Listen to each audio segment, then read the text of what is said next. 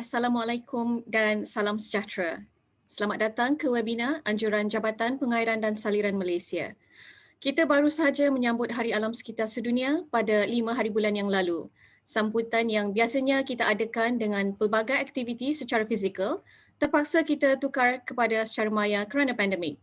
Webinar ini diadakan sempena Hari Alam Sekitar Sedunia dengan tema pemulihan ekosistem, yang mana kita sebagai insan dan sungai adalah sebahagian dari ekosistem yang saling berhubung kait antara satu sama lain. Saya Engineer Aisyah, moderator webinar pada pagi ini. Bersama-sama saya adalah dua orang panel dari bahagian pengurusan lembangan sungai yang akan membicarakan mengenai peranan pelan pengurusan lembangan sungai bersepadu IRBM ke arah kelestarian alam sekitar dan pemulihan ekosistem. Jika hadirin sekalian mempunyai sebarang persoalan, tuan-tuan dan puan-puan adalah diminta untuk mengajukan soalan melalui ruangan chat di platform Zoom atau di ruang komen di platform Facebook. Pihak kami akan memajukan soalan kepada ahli panel di hujung sesi webinar untuk dijawab. Sebelum kita mulakan sesi webinar ini, izinkan saya memperkenalkan para speaker. So, bersama-sama saya pada hari ini adalah Datuk Engineer Haji Jamil bin Syari, Pengarah Bahagian Pengurusan Lembangan Sungai, dan Encik Muhammad Razi bin Abdul Talib, Timbalan Pengarah, Seksyen Pembangunan Bahagian Pengurusan Lembangan Sungai. Datuk Engineer Haji Jamil bin Syari adalah merupakan pengarah bahagian pengurusan lembangan sungai. Beliau telah memperolehi ijazah sarjana muda dari UTM pada tahun 1985 dan melanjutkan pelajaran ke peringkat sarjana dalam pengurusan air di Universiti Putra Malaysia. Beliau mempunyai pengalaman yang sangat luas di dalam sektor pengurusan sumber air. Telah berkhidmat sebagai penjawat awam selama 35 tahun, pernah berkhidmat sebagai jurutera reka bentuk dan pembinaan rancangan pengairan muda, Ketua Penolong Pengarah dan Timbalan Pengarah Bahagian Pengairan dan Saliran Pertanian, Pengarah GPS Negeri Pahang dan Pengarah Bahagian Saliran Mesra Alam sebelum ditempatkan sebagai Pengarah Bahagian Pengurusan Lembangan Sungai. Encik Muhammad Razi bin Abdul Talib pula merupakan Timbalan Pengarah Seksyen Pembangunan Bahagian Pengurusan Lembangan Sungai. Beliau merupakan graduan Universiti Sains Malaysia pada tahun 1998 dengan pengkhususan di dalam bidang kejuruteraan awam dan hidrologi.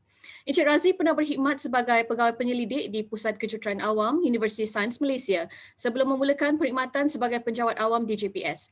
Encik Razi telah berkhidmat sebagai penjawat awam selama 22 tahun, pernah berkhidmat di bahagian pengairan dan saliran pertanian, jurutera daerah di beberapa daerah di Negeri Sembilan, Ketua Penolong Pengarah di bahagian pengurusan sumber air dan hidrologi, Pengarah Jabatan Pengairan dan Saliran Negeri Melaka sebelum ditempatkan sebagai Timbalan Pengarah bahagian pengurusan lembangan sungai. So, terima kasih kepada kedua-dua speaker di atas kesudian meluangkan masa untuk berkongsi dalam sesi webinar ini. Jadi sebelum kita mulakan sesi bual bicara topik pada hari ini, saksikan satu video pendek berkenaan pengurusan lembangan sungai bersepadu. Roll it.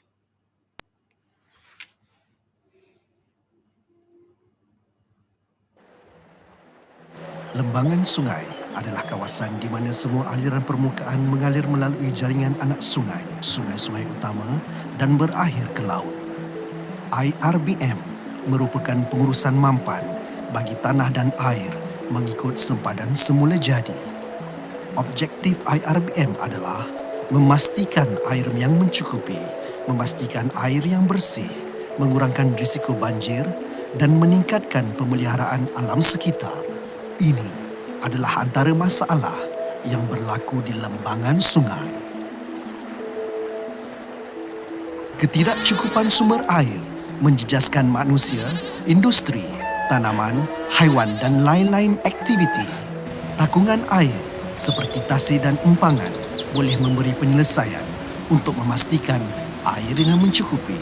Kejadian seperti tumpahan minyak, sisa toksik dan pembuangan sampah merata-rata berlaku kerana sikap tidak bertanggungjawab.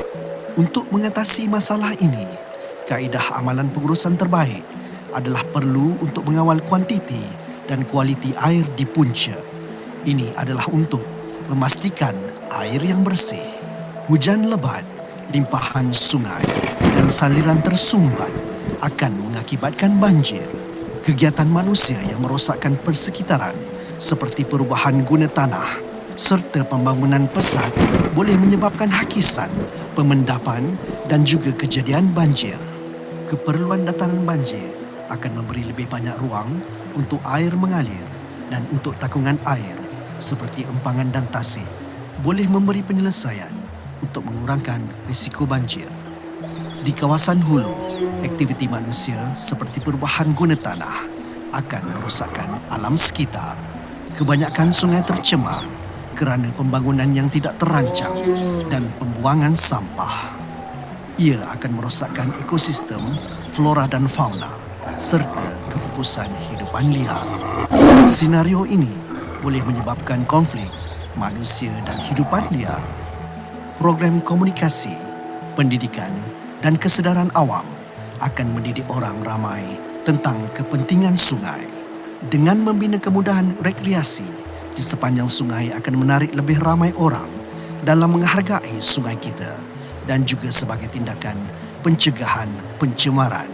Di samping itu, penguatkuasaan terhadap pencerobohan sungai adalah penting untuk meningkatkan pemeliharaan alam sekitar.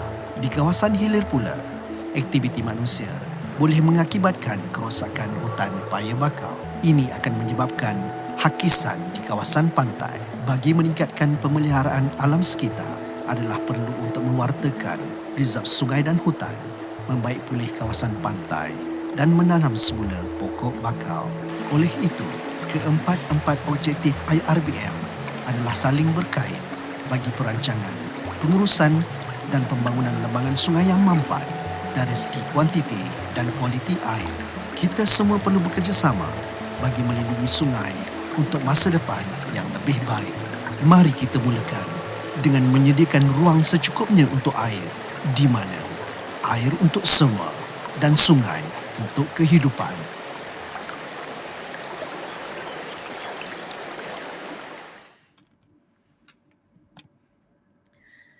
Okey, video sebentar tadi sedikit sebanyak menjelaskan bagaimana kita merancang pembangunan mampan di dalam satu lembangan sungai.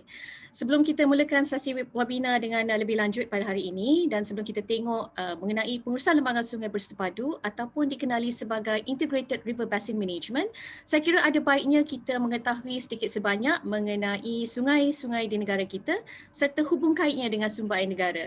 Silakan Datuk, boleh ceritakan sedikit mengenai sungai dan hubung kaitnya. Terima kasih Puan Aisyah. Bismillahirrahmanirrahim. Assalamualaikum warahmatullahi wabarakatuh. Salam sejahtera dan selamat pagi kepada semua yang menyertai webinar kita pada pagi ini. Harapan saya semua kita sihat-sihatlah dalam zaman pandemik COVID-19 ini. Dan sebelum saya mulakan, saya suka nak merujuk kepada pada Al-Quran lah sebenarnya, di mana kalau kita lihat dalam Quran tu banyak ayat-ayat yang menjelaskan tentang hubung kait antara sungai dan syurga. Jadi saya bagi contoh ni dalam surah Al-Buruj misal katakan, yang ayat ke-11 di mana mafhumnya sesungguhnya orang yang beriman dan beramal saleh mereka akan beroleh syurga yang mengalir di bawahnya beberapa sungai. Yang demikian itu adalah kemenangan yang besar. Jadi berdasarkan kepada ayat ini, kita nampak jelas bahawa betapa sungai itu mencerminkan ataupun menggambarkan kepada kita sesuatu yang indah, sesuatu yang nyaman, dan dengan adanya sungai memberi ketenangan kepada kita. Yang saya kira semua kita ni, masuk yang di luar dan dalam sesi webinar ini, kita amat mengharapkan perkara tersebut sebenarnya. Dan dalam konteks negara kita, kalau kita lihat semua kita amat setuju bahawa kita Malaysia dianugerahkan dengan banyak sungai yang indah-indah dan cantik. Tapi walau apa pun, next slide please. Slide. Okey. Walau apa pun istilah, kalau kita tengok macam-macam istilah ada di sini. Ada caruk, ada sungai utama, ada sungai anak sungai, ada batang. Walau apa pun istilah dia, sungai ini membentuk satu jaringan yang memainkan peranan yang sangat penting kepada pembangunan negara sebenarnya. Yang kita inginkan sungai yang lestari, sebagaimana tajuk kita tadi, yang dapat memenuhi pelbagai keperluan kita. Kalau kita tengok dalam slide ni, kita tengok sungai itu sendiri kan. Daripada hulu lagi kita dah ada dia punya penggunaan dia. Mungkin ada dam, empangan untuk bekalan air ataupun empangan untuk hidroelektrik. dan kita mudik ke Kuala, turun ke bawah lagi mungkin ada perhutanan, pertanian dan seterusnya kepada ke hujung lagi, ke arah muara lagi mungkin ada industri, penempatan dan sebagainya. Dan sungai ini digunakan oleh pelbagai. Kita ada satu sungai tetapi satu vision untuk melahirkan sungai yang lestari. Tetapi dalam masa yang sama kita memerlukan sungai ini dalam pelbagai aspek, pelbagai kegunaan. Dan barang diingat dalam rekod yang kita ada sekadar ini, dasar data yang kita ada, sungai ini menyumbangkan lebih kurang 97% daripada sumber air negara. Okey, kalau kita tengok disebabkan keperluan pembangunan, khususnya setelah kita ada Vision 2020, ini telah memberi kesan kepada kelestarian sungai sebenarnya. Dan sungai-sungai yang merupakan nadi kehidupan, merupakan sumber air dan sebagai sebahagian daripada ekosistem kita, banyak yang telah tercemar dan terancam. Dan ada yang dikategorikan sebagai mati apabila kita lihat banyak bahan cemar, termasuklah sampah, termasuklah sisa-sisa toksik dan sebagainya yang dialirkan ke dalam sungai yang telah melebihi satu tahap, satu threshold yang boleh ditampung oleh sungai itu sendiri. Jadi saya nak memetik kepada satu keratan akhbar sebenarnya dalam berita harian, boleh kita tengok dalam YouTube dan sebagainya, bertarikh 17 November tahun 2020.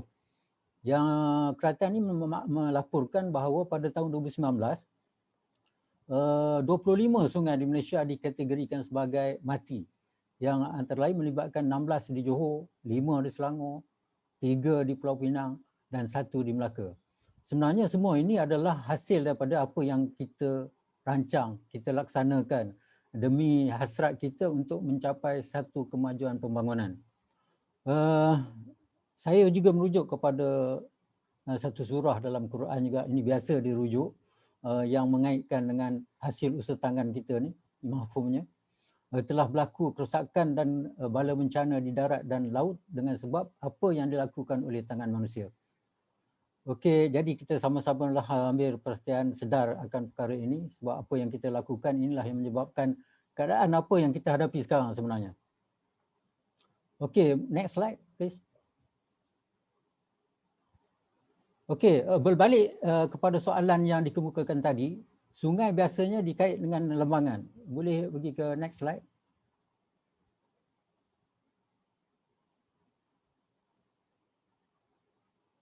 Okey, lembangan sungai yang merujukkan satu kawasan di mana semua air larian, mana bila hujan turun, air larian tersebut, air larian permukaan akan melalui satu jaringan, sama ada anak sungai, alur sungai, sungai utama, tasik dan sebagainya, dan finally dia akan pergi ke laut.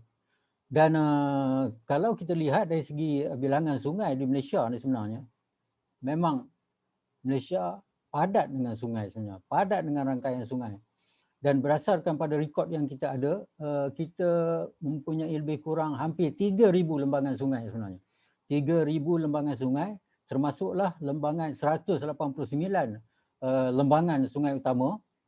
Dan daripada 189 ini, kita ada 74 di Semenanjung, 75 di Sarawak dan manakala 40 bakinya di Sabah dan Sarawak.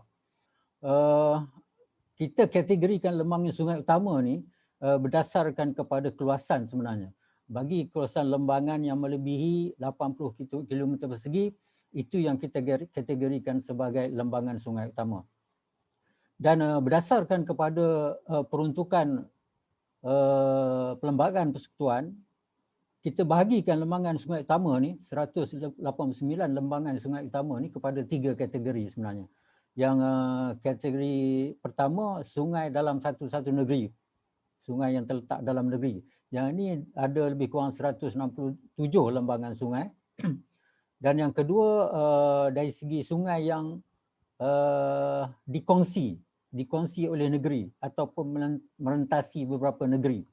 Dan dalam kategori ini kita ada lebih kurang 17 lembangan sungai utama dalam kategori ini. Contoh dia Sungai Krian, Kalau tengok Sungai Krian, dia ada 3 negeri yang terlibat, Perak, Kedah dan Pulau Pinang.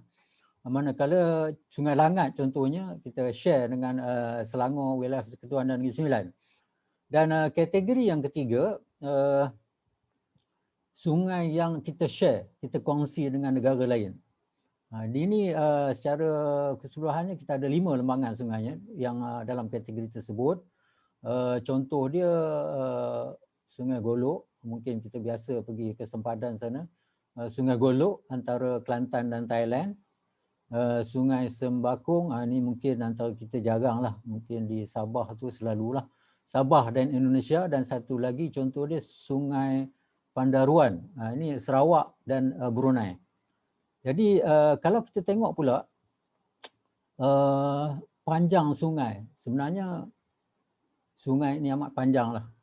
Kalau kita tengok apa yang data yang kita ada, yang JPS kumpul sekarang ni, kita ada sepanjang lebih kurang 60,000 lah, 60,000 kilometer panjang sungai. Dan termasuklah kalau kita tengok sungai utama tu kita ada dalam lebih kurang 17,000 kilometer.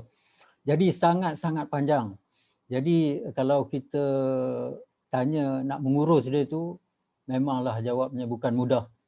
Sebab itulah untuk mengurusnya ni kita perlu kita rancang pelbagai program. Ini termasuklah salah satu yang program terkini sebenarnya, yang diwar-warkan di mass media, di rata-rata lah, iaitu program Denai Sungai Kebangsaan. Denai Sungai Kebangsaan sebenarnya bukan untuk apa, sebenarnya kita nak mengajak masyarakat, kita mengajak komuniti supaya terlibat sama dalam kita menjaga dan melihara sungai. Okey, itu saja daripada saya, Cik Puan Aisyah. Okey, terima kasih Datuk. Jadi masa awal sesi tadi Datuk ada sebut mengenai sungai merupakan sumber utama air mentah negara. Jadi dengan jumlah sungai yang banyak merentasi negeri, kompleksiti pengurusan lembangan sungai serta perkembangan kemajuan pembangunan negara, kita lihat ia adalah satu task yang sangat mencabar. Boleh Encik Razi kongsikan senario ataupun cabaran yang dihadapi oleh JPS dalam mengurus sungai sebagai sumber utama air negara? Silakan Encik Razi. Okey, bismillahirrahmanirrahim. Assalamualaikum warahmatullahi wabarakatuh. Selamat pagi, salam sejahtera. Terima kasih kepada Engineer Aisyah dan kepada semua yang sempat untuk mengikuti sama-sama kita pagi ini, kita dalam webinar ini. Dan alhamdulillah kita insya-Allah kita boleh berkongsi sedikit ilmu. Mungkin ada banyak pakar-pakar yang di luar tu, tapi dengan ada kita sedikit ni kita boleh berkongsilah sedikit pagi ni berkenaan apa yang ada di bahagian JPS ni dan apa yang telah dilakukan di bahagian pengurusan lembangan sungai JPS. Okey, balik kepada persoalan Engineer Aisyah tadi. Memang kita tidak nafikan, memang Malaysia, negara kita ni sedang mengalami proses pembangunan dan proses pembangunan ini melibatkan proses yang pembukaan tanah dan pembinaan dan sebagainya. Memang pesat dan rancak. Dari segi secara tidak langsungnya proses pembangunan ini akan memberi impak sama ada lebih baik ataupun yang negatif kepada sumber air, terutamanya sungai-sungai kita lah. So saya ingin mengajak tuan-tuan untuk melihat kepada situasi sungai kita, sungai-sungai di Malaysia sekarang ini. Saya bangkitkan apa isu-isu yang terdapat di situasi sungai-sungai kita sekarang ni lah. Yang pertamanya dari segi kalau kita lihat daripada kajian updating of flooding and flood damage assessment yang dilaksanakan oleh JPS sendiri pada tahun 2012, dalam kajian tersebut kita didapati seluas 33,298 kilometer persegi, iaitu 10.1% dari kawasan di Malaysia ni adalah merupakan kawasan yang mudah banjir dan memang berisiko banjir. Kekerapan berlaku, peristiwa banjir, dan dalam kajian tersebut juga menganggarkan apabila berlaku peristiwa banjir ni boleh membuat kerugian sebanyak 36 bilion setahun dan melibatkan 5.6 juta penduduk, iaitu 21% daripada penduduk populasi Malaysia lah. Yang keduanya berkenaan dengan dari segi sumber air. Yang seperti yang kita sedia maklum, sungai adalah penyumbang 97% daripada sumber air negara. So daripada kajian yang telah dilakukan, iaitu Review of National Water Resource Study untuk tahun 2000 hingga 2025, hasil kajian tersebut telah mendapati peningkatan untuk permintaan bekalan air ni, dia akan meningkat sebanyak 23% menjelang tahun 2050. Ini bermakna kita perlukan lebih banyak air untuk pembangunan pada masa hadapan, iaitu 23% lagi untuk sehingga tahun 2050. Dan selain daripada itu, kita lihat pula apa yang ada yang sedang berlaku di sungai-sungai kita. Daripada kajian yang dibuat oleh laporan kualiti alam sekitar pada tahun 2019 yang dikeluarkan oleh Jabatan Alam Sekitar, berdasarkan laporan tersebut yang daripada pemantauannya daripada 672 sungai yang dipantau oleh Jabatan Alam Sekitar, 408 adalah bersih dalam kategori bersih, iaitu 56%, 205 sederhana tercemar, iaitu 36%, dan yang ini yang membimbangkan kita, 59% tercemar. 59 batang sungai tercemar, iaitu 9%. Ini adalah perkara ini jika tidak kita ambil tindakan segera, dia akan lagi banyaklah akan meningkat. Pencemaran ini disebabkan impak kepada pembangunan jika tidak dikawal dengan sebaiknya lah. Selain daripada itu, kalau kita lihat daripada kajian juga, didapati bahawa kita mengumpulkan 300,000 tan sampah setahun yang kita boleh lihat. Dan kalau kita tak tahu berapa banyak berapa sampah ni, banyak mana dunia nilai 300,000 tan ni, kita boleh kalau kita bandingkan dalam kita masukkan dalam kolam renang Olimpik, dia akan jadi 110,000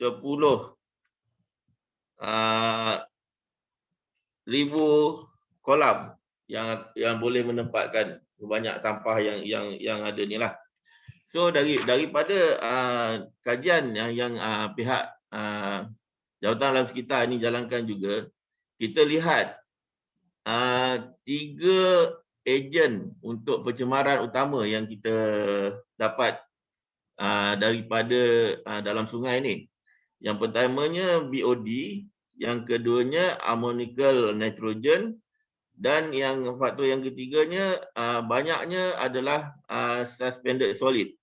Kalau kita lihat untuk tiga-tiga faktor ni, kita boleh kaitkan secara terusnya lah. BOD ni kita boleh diperolehi daripada pengolahan sisa kumbahan daripada industri yang berasaskan pertanian yang kita maknanya daripada yang terlepas ke dalam sungai lah. Yang keduanya ammonical nitrogen ni dia berhubung kait dengan aktiviti penternakan dan daripada tumbuhan domestik. Dan yang suspended solid ni adalah berhubung kait dengan pembukaan tanah yang tidak dikawal dengan sebaiknya. Saya rasa itu saja Engineer Shah untuk saya menjawab situasi sungai yang di sekarang ni lah. Okay, terima kasih Cik Razi. So berdasarkan kepada penjelasan Cik Razi sebentar tadi mengenai situasi senario semasa yang memberi kesan secara langsung kepada alam sekitar, dapat dilihat bahawa ada satu keperluan terhadap satu cara ataupun sistem pengurusan lembangan sungai untuk memastikan kelestarian alam sekitar dapat dipelihara. Berkaitan perkara ini, bagaimana peranan GPS sebagai satu badan teknikal? Apakah pendekatan yang diguna pakai oleh GPS dalam merancang dan mengurus satu lembangan sungai? Boleh saya minta Datuk huraikan? Silakan Datuk. Terima kasih. Satu soalan yang agak besar juga tu untuk dijawab. Saya apapun saya bagi menjawab persoalan ini, saya pertama sekali saya nak merujuk kepada plan strategik lah. Mungkin boleh tunjukkan slide tu. Next slide. Okey, plan strategik kementerian dulu. Kementerian di mana 3 prinsip yang telah digariskan dalam berkaitan dengan mengurus sumber air negara, iaitu yang pertama jaminan kelestarian sumber air, yang kedua bekalan air yang mencukupi, dan yang ketiga pengurusan permintaan air.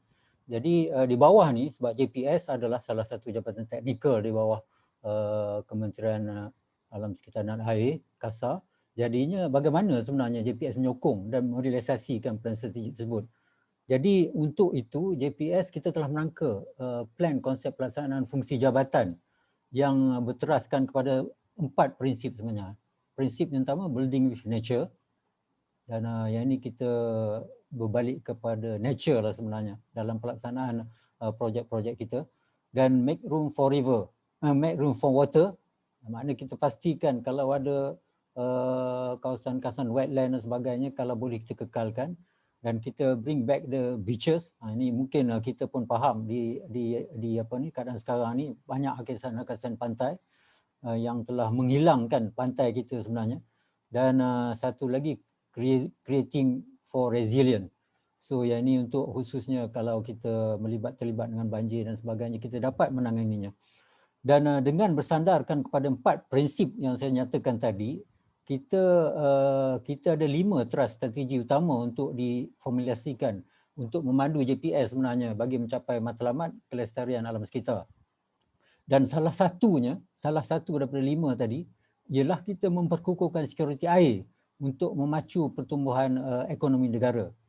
Jadi untuk itu di bawah strategi ini kita menyediakan satu plan sebenarnya, plan pengurusan lembangan sungai bersepadu, ataupun kita panggil yang tadi disebutkan secara ringkasnya IRBM, yang kita telah kenal pasti sebagai salah satu kaedah, salah satu cara yang perlu kita laksanakan untuk sebagai plan tindakan yang kita perlukan dalam menangani isu tersebut lah. Okey, itu saja daripada saya. Okey, Datuk menyatakan bahawa penyediaan pelan pengurusan lembangan sungai bersepadu ataupun IRBM merupakan satu daripada tindakan utama yang diambil oleh GPS dalam usaha merancang pembangunan lembangan sungai secara lestari. Apakah yang dimaksudkan dengan pengurusan lembangan sungai bersepadu atau juga yang dikenali sebagai Integrated River Basin Management, IRBM? So kenapa IRBM yang kita pilih dan bagaimana IRBM dilihat boleh membantu proses pemulihan alam sekitar? Boleh Cik Razi ulaskan? Engineer Aisyah, pengurusan lembangan sungai atau bersepadu atau dalam bahasa Inggerisnya Integrated River Basin Management IRBM. Dia adalah merupakan subset kepada Integrated Water Resources Management, iaitu IWRM. JPS telah memperkenalkan konsep pendekatan IRBM ni sejak tahun pertengahan 90-an. Lagilah ini IRBM ni kalau kita lihat dia adalah satu proses penerasan pengurusan perancangan pembangunan untuk pemudaran air, pengurusan dari segi sumber-sumber yang ada di dalam kawasan lembangan tersebut, merangkumi pelbagai sektor. Pengurusan ni tidak merangkumi mengikut lembangan. So dan dia tidak mengambil kira untuk sempadan-sempadan, contohnya sempadan daerah. So kalau kita ingin menguruskan satu lembangan, kita tidak kita menguruskan totally satu lembangan, dan dia maka bila ada isu di dalam satu lembangan itu, kita terus merujuk kepada water body tersebut, iaitu satu lembangan tersebutlah. Tidak boleh kita mentadbir secara dari segi sempadan mengikut daerah dan sebagainya lah. Yang ingin saya kongsikan jugalah, IRBM ni mempunyai 4 objektif utama, iaitu kita untuk memastikan air yang mencukupi. Yang keduanya, memastikan air bersih. Yang ketiganya, mengurangkan risiko banjir. Dan yang keempatnya, meningkatkan pemeliharaan alam sekitar. Okey. Untuk komponen IRBM ni, kita dalam setiap satu plan IRBM ni, kita ada banyak yang kita perlu ambil kira dari segi keuangan, dari segi perancangan yang kita masukkan dalam plan IRBM ni, dari segi pemulihan, pencegahan, dari segi kesedaran awam, iaitu seperti kempen-kempen untuk daripada orang-orang ramai. Selain daripada itu, penguasaan juga kita ambil kira dalam ni untuk mencapai 4 objektif kita tadi. Institusi perundangan. Perundangan ni melibatkan akta-akta yang sedia ada dan kita kaji. Dan maka daripada gabungan daripada 8 komponen-komponen yang telah kita kaitkan dengan dalam komponen IRBM ni untuk mencapai 4 objektif tadilah. Sebagai contohnya, dalam komponen pemulihan, kita akan kaji daripada kita akan atur strategi untuk mengurangkan risiko banjir dan mengurangkan pencemaran. Maknanya strategi kita itu mungkin ada 2 untuk mencapai 2 objektif IRBM lah. Maknanya kalau katakan, maksudnya mungkin strategi yang kita pilih itu boleh mencapai sekurang-kurangnya 2 lah. Sama ada air yang mencukupi ataupun dan air yang bersih. Selalunya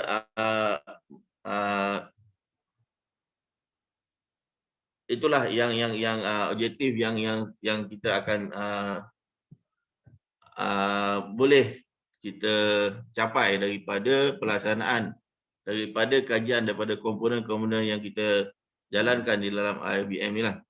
Dan secara idealnya penyediaan plan IRBM ni adalah bersifat building with nature, di mana kita cuba untuk memelihara, preserve keadaan semula jadi sungai. dalam semua program dan aktiviti yang meliput yang kita adakan dalam RBM ni, dia akan menjurus kepada 4 objektif yang difikirkan sesuai yang telah dilangkungkan dalam.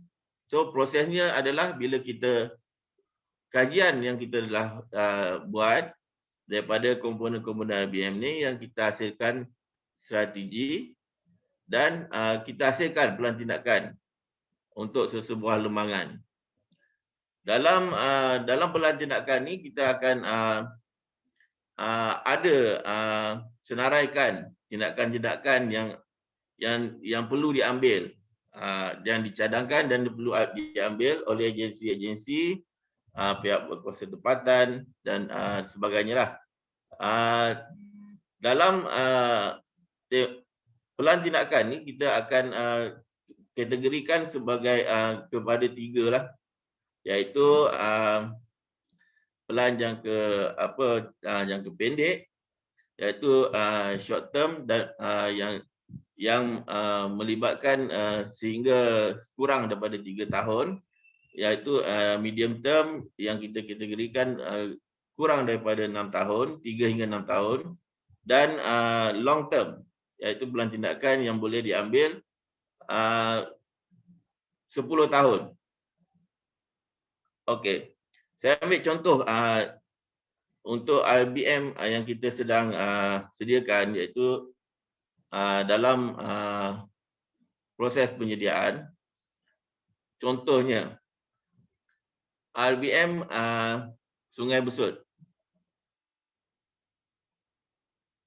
Sungai Besut mempunyai keluasan, lembangan Sungai Besut mempunyai keluasan 961 km persegi, dan 79% adalah terletak di dalam daerah Besut sendiri. Maknanya selebihnya 22%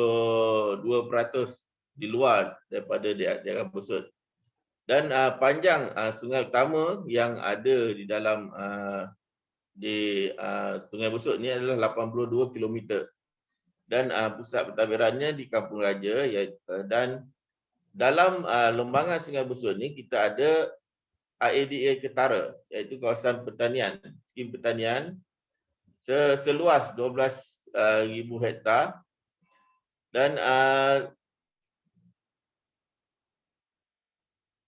okey, dan next slide.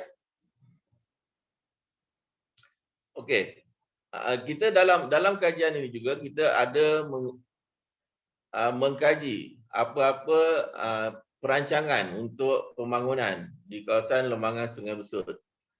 So daripada contohnya perancangan yang ada LPT fasa 3 dan rumah mampu milik yang ada dicadangkan dan sedang dalam pembinaan, ECRL, dan Bandar Lestari, dan cadangan pembangunan empangan keruak. So daripada ini yang saya tunjuk ni adalah proses-proses yang kita jalankan di dalam kajian RBM. Okey, next. Okey, berdasarkan daripada maklumat-maklumat yang kita dapat tu, kita ada menggariskan strategi untuk mencapai objektif, 4 objektif utama kita tadi, iaitu yang pertamanya untuk kecukupan air. Kita ada strateginya yang seperti dipaparkan, iaitu kita ada strategi menambah baik pengurusan sumber bekalan air dan permintaan air dan sebagainya lah. So saya petik isu yang ada di dalam Sungai Besut ni. Isu utamanya adalah kejadian banjir yang berlaku setiap tahun di lembangan Sungai Besut.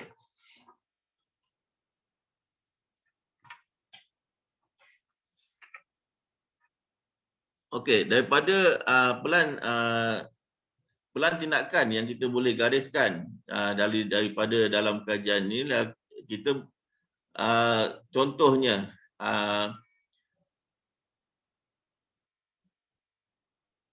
kita perlu ada perancangan dari segi contohlah pelan tindakan yang kita telah gariskan dalam pelan BM ni.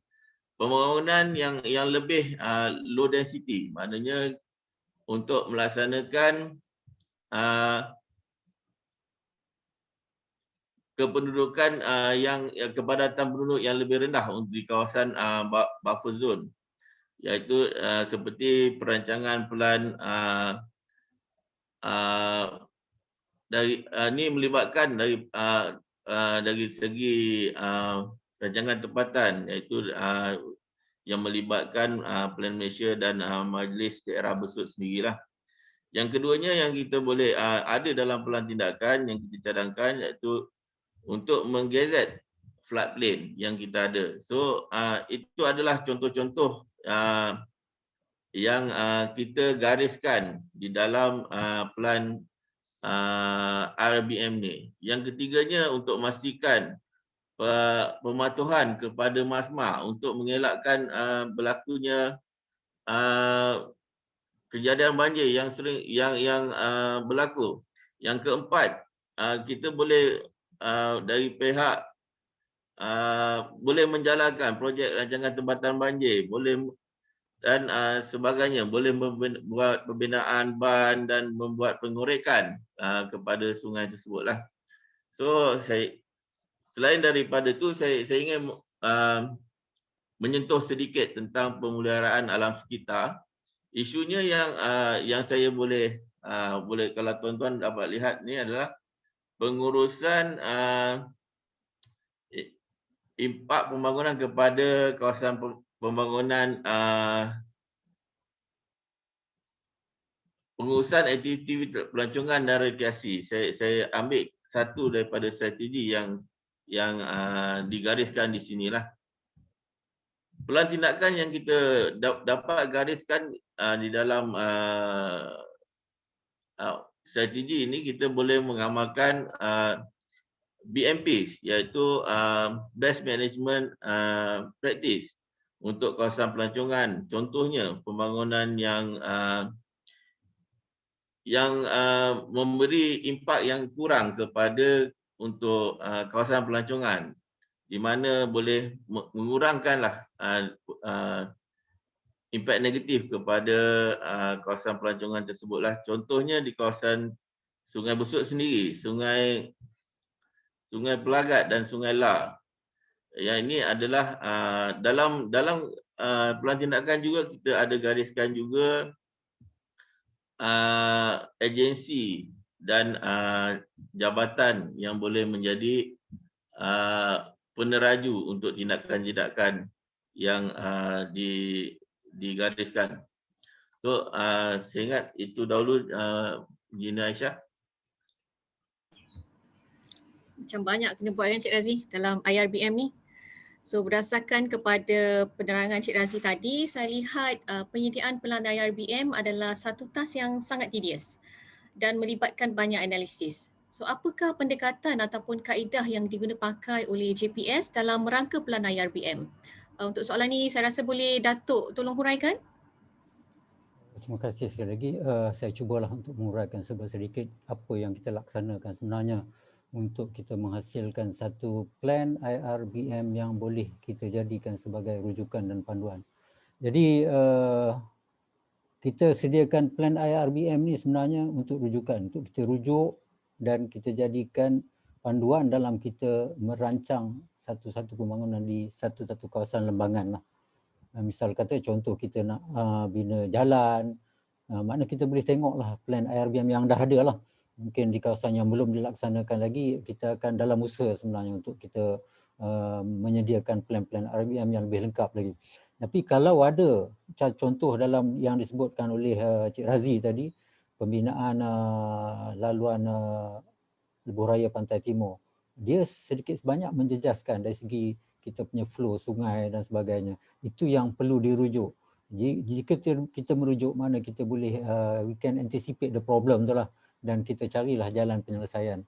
Jadi untuk memastikan yang bahawa dokumen ini kita rujuk, jadi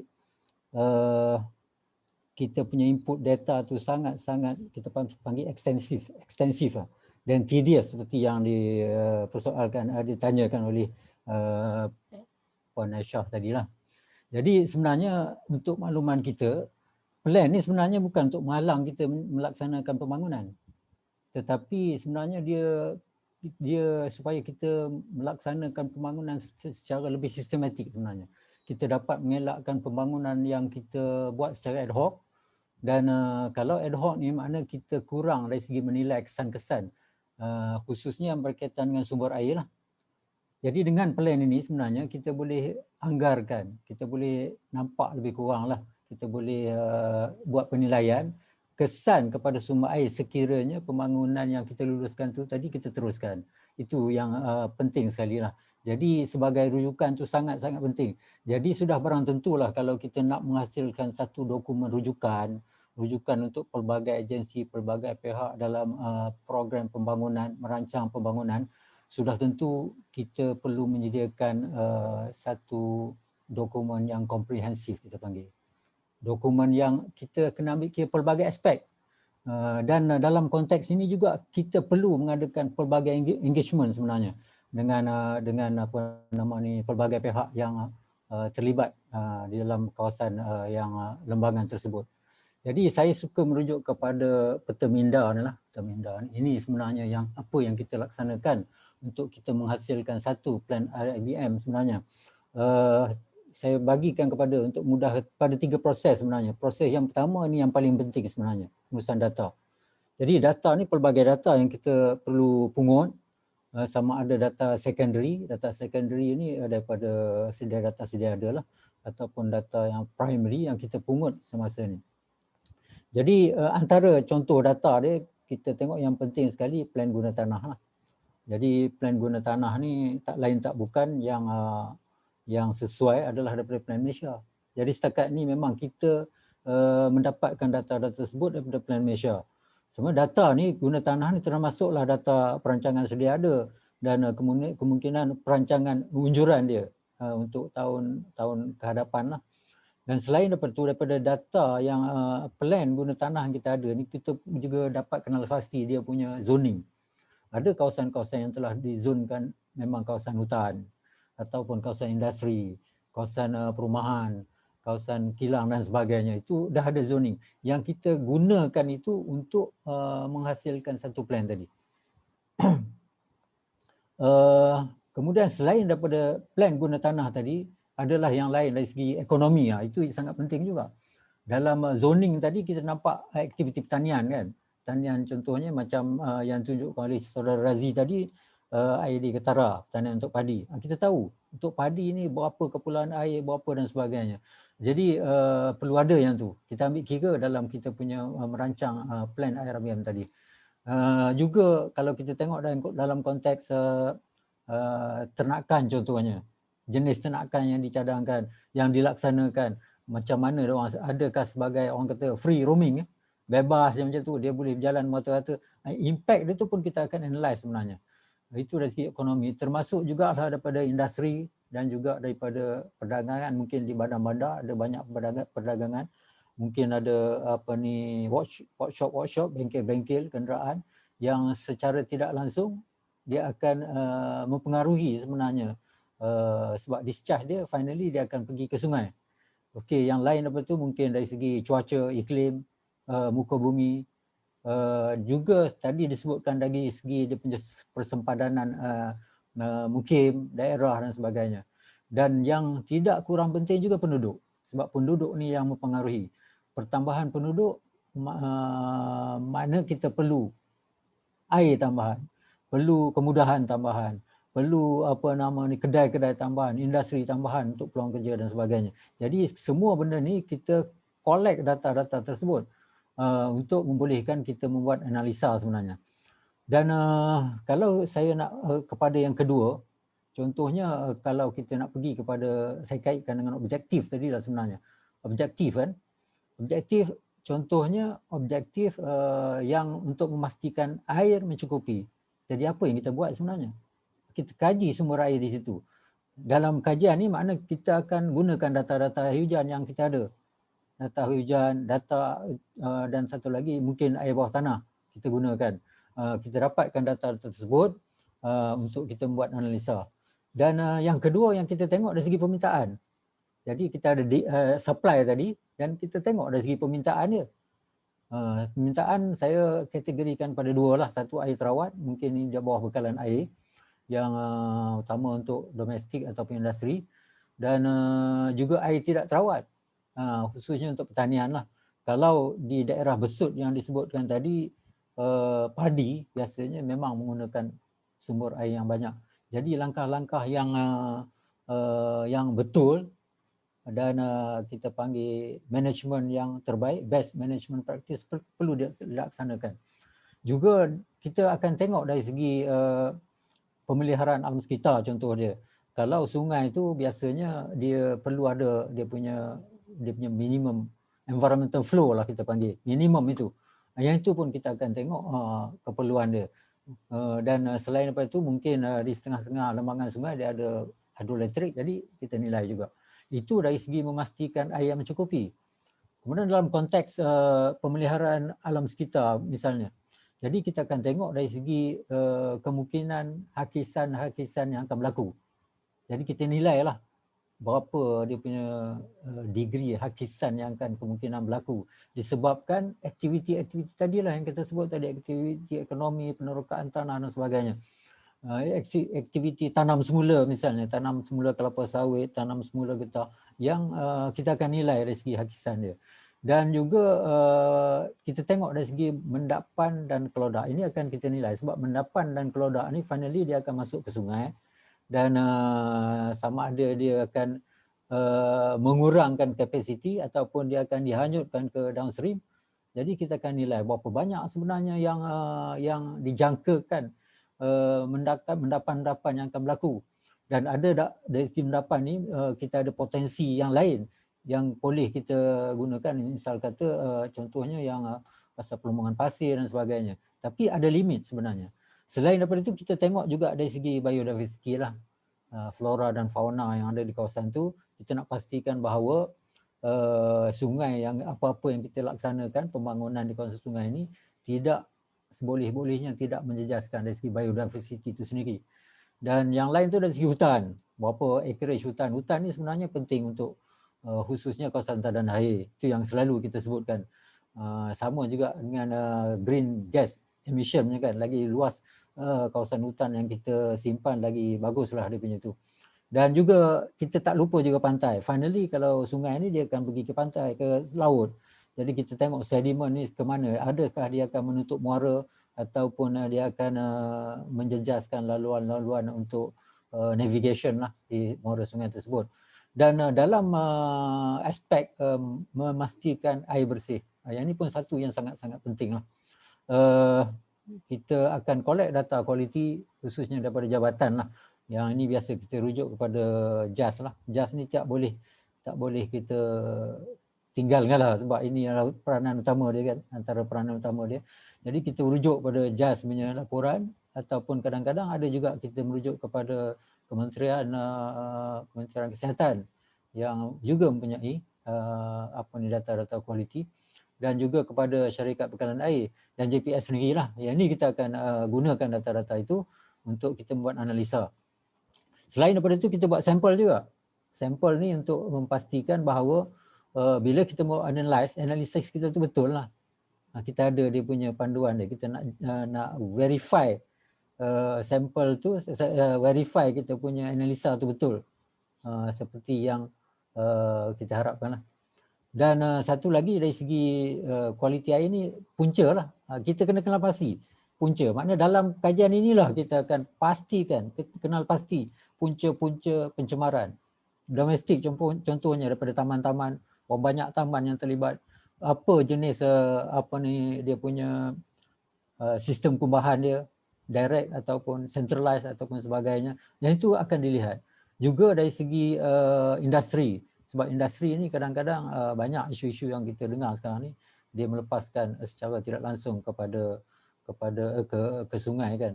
Dalam konteks ni sebenarnya hasrat IRBM ni kita nak menghasilkan menjadikan sungai itu kelas 2 lah. So yang ni mungkin kita boleh lihatlah persamaan keserasian lah, persamaan antara hasrat kita dengan mungkin Jabatan Alam Sekitar dan sebagainya yang kita boleh bincang lebih lanjut lah sebenarnya. Kemudian dari segi perlombongan dan juga pertanian lah, itu yang aspek yang melibatkan memastikan kualiti air bersih. Dan yang paling penting dalam kita punya kajian ni, ini yang ketiga ni, permodelan. Makna data-data yang kita collect, pelbagai data dan sebagainya tadi, kita akan sediakan satu permodelan, model-model yang pelbagai lah. Kita ada untuk kualiti, kita ada model kualiti. Berdasarkan kepada keadaan semasa, ada dia punya model dia, dan berdasarkan pada future land use, perancangan kita pun ada. Kita ada dah dia punya model dia, dan kita jangkakan apa yang akan berlaku sekiranya perancangan kita itu kita laksanakan sebagai mana yang kita unjurkan tu. Yang tu berkenaan dengan model kualiti. Kita juga ada model hidrodinamik, hidrologi. Yang ini berkait dengan banjir lah sebenarnya. Kita boleh menilai kawasan-kawasan mana yang akan mengalami banjir dalam keadaan hujan yang mungkin hujan biasa, hujan lebat, hujan ni biasa kalau JPS dia sebut ARI lah. 2 ARI, 5 ARI, 10 ARI. Tapi itu sekadar ni mungkin dalam kebanyakan kita yang bukan teknikal agak asing lah sebenarnya ARI ni. Tapi apa pun kita tengoklah kalau hujan tu 3 jam, lebat pula tu lebih daripada 60 mm, apa dia punya impact dia. Jadi kita boleh analyse daripada kita punya model yang kita telah hasilkan dalam kajian ini. Jadi kalau sekiranya kita buat pembangunan di mana-mana, maknanya kita boleh input balik, kita run balik the model untuk untuk kita mengenal pasti apakah yang akan berlaku lah, kesan kepada pembangunan tersebut. Okey, mungkin berikutnya boleh kita tunjuk beberapa contoh lah sebenarnya. Contoh-contoh. Ada next slide. Okey, ini contoh hasil sebenarnya, saya tunjuk ni hasil. Ini berkaitan dengan analisis kapasiti sungai sebenarnya. Kalau kita tengok capacity ni maksud dia carrying capacity, size dia, dalam dia. Ini kita daripada sini kita kenal pasti dah. Kalau ada stretch sungai-sungai ni dia boleh menampung cuma pada kadar 2 ARI saja. Ini sebahagian besar kalau tak saya itu analisis kapasiti sungai. Dan ada juga yang lebih daripada itu. Jadi kita dah nampak dah kalau hujan melebihi 10 RI contohnya, of course lah sungai itu tak mampu nak tampu. Dia akan overspill, dia akan melimpah ke dataran yang rendah dan sebagainya. Itulah yang kita alami sekarang ni, khususnya di Besut ni. Banyak kategori tersebut. Tak heran kita kalau banjir itu berlaku. Dan yang kedua, kalau kita tengok analisis permintaan air sebenarnya. Kita tengok di sini kita dah nampak tu yang paling besar tu memanglah macam saya sebut tadi, irrigation kan. Irrigation ni memang besar. Jadi kalau besar, kalau kita boleh jimatkan sikit pun dia dah memberi peluang kepada yang lain tu untuk menggunakan air tersebut. Dan kalau tak silap saya di kawasan ni kita punya kecekapan pengairan tu agak rendah lah di Malaysia ni sebenarnya.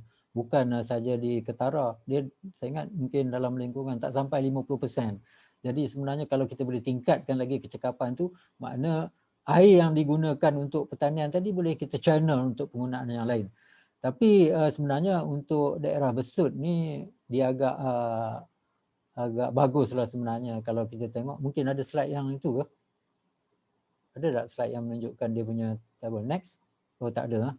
Sebenarnya secara umumnya di Besut ni kita dari segi analisis kita tu dia berlebihan lah. Ada lebihan lagi sebenarnya. Tapi lebihan ni bukan bermakna kita boleh bazirkan. Kita boleh gunakan sewenang-wenangnya. Jadi yang penting kita perlu merancang benda ni supaya dia tidak menjadi kritikal besok masa depan.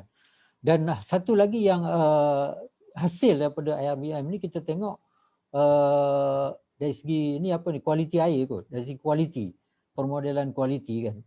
Permodelan kualiti ni kita tengok memang tadi kita sebut buat masa ni Sungai Besut ni dalam kelas 2 lah. Kelas 2 kan. Tetapi mungkin kalau kita tengok next Next slide. Okey, next slide. Oh, tak ada slide tu ya. Okey, selain daripada tu kita ada plan peta hazard banjir. Ini yang saya sebutkan tadi. Ini untuk kejadian hujan 5 RI. Kita tengok kawasan-kawasan yang dijangkakan akan menghadapi banjir lah. Dan dalam ni pun ada kedalaman dia. Jadi kalau kita nak rancang sebagai contoh, kita nak buat perumahan ataupun kawasan perindustrian.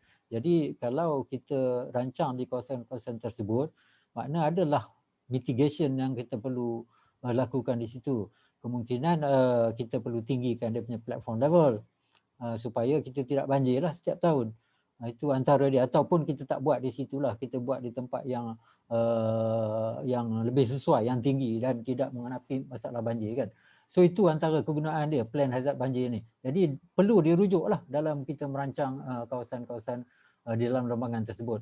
Dan yang ni plan risiko banjir. Yang ni pun kita hasilkan juga daripada kajian ini. Menunjukkan kawasan-kawasan yang berisiko tinggi. Risiko tinggi ni biasanya kawasan penempatan lah. Risiko dia tinggi. Dan dia bergantung pada kedalaman juga. Kalau kawasan penempatan risiko dia melibatkan nyawa dan sebagainya. Tapi kawasan pertanian mungkin kurang sikit lah. Low dari segi dia punya risk tu. Jadi tidak begitu kritikal sangatlah. Dan itu antara dia. Kemudian ada lagi tak? Ada slide lagi tak?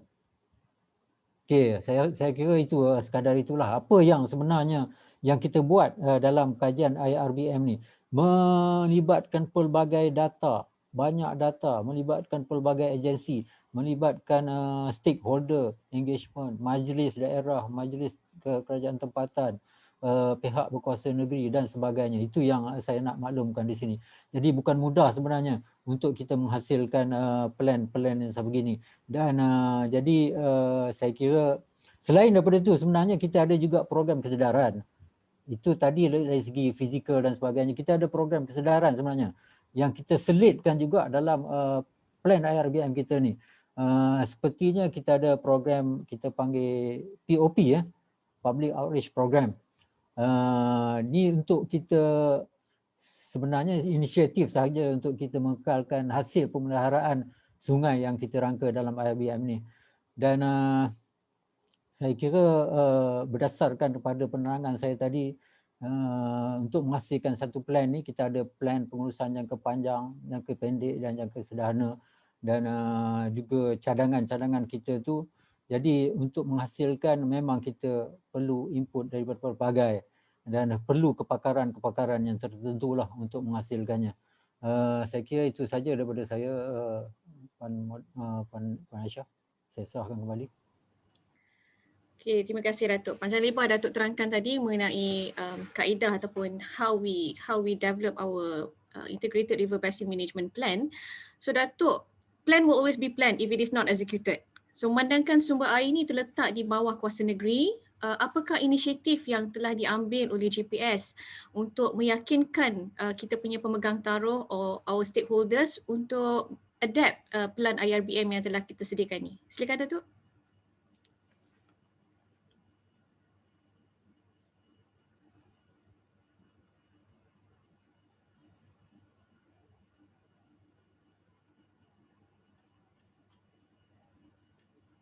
Datuk Jamil, are you still there? Okey, terima kasih. Okay. Maaf. Right. Norma baru sebenarnya. Norma baru, kadang-kadang kita tak lupa nak unmute kan. Okey, balik kepada tadi soalan. Sebenarnya saya dah jelaskan tadi sebelum tadi. Kita kata kita dalam kita melaksanakan ni memang cabaran yang besar dan kita adakan engagement sebenarnya. Engagement yang banyak lah sebenarnya dengan jabatan, dengan agensi, dengan stakeholder untuk kita pastikan yang hasil kita ni boleh diterima sebenarnya di peringkat negeri. Jadi kalau kita buat satu plan tetapi di peringkat negeri tidak boleh menerima disebabkan ada data-data atau sebagainya yang tidak lengkap atau tidak boleh diterima oleh pihak yang di sana, jadi susah jugalah kita nak menghasilkan satu plan yang terbaik. Dan jabatan-jabatan memang banyaklah. Plan Malaysia saya dah sebut tadi, Jabatan Perikanan, Jabatan Pertanian, Jabatan Perhutanan, boleh kata semua jabatan lah, sebab dalam lembagaan ni memang boleh kata semua ada jabatan. Dan majlis daerah, pejabat daerah, unit perancang ekonomi negeri. Jadi kita libatkan tu dalam sesi engagement kita. Dan yang kedua, kita panggil satu lagi, ini sangat yang sangat-sangat penting lah.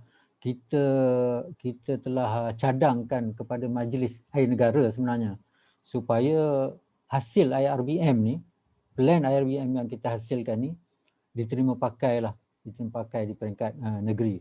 Dan alhamdulillah lah telah diluluskan cadangan kita ini oleh Majlis Air Negara yang baru-baru ni. Dan saya rasa ini satu perkara yang sangat-sangat penting lah sebagai rujukan kepada pihak-pihak berkuasa negeri, pihak berkuasa tempatan dalam membuat perancangan pembangunan. Saya dah sebut tadi, bukan sebenarnya untuk menghalang pembangunan, tetapi supaya kita merancang lebih sistematik lagi sebenarnya, supaya kita menjadikan sektor air ni sebagai pemangkin kepada ekonomi. Saya kira setakat itu saja menjawab soalan tadi, Puan Aisyah. Okey, terima kasih Datuk.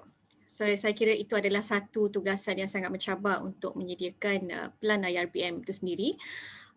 Okey Cik Razi, berdasarkan kepada keadaan semasa, bagaimanakah dengan kemajuan pelaksanaan penyediaan plan IRBM di JPS?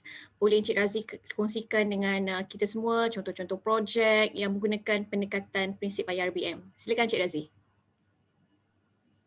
Okey, terima kasih Engineer Aisyah.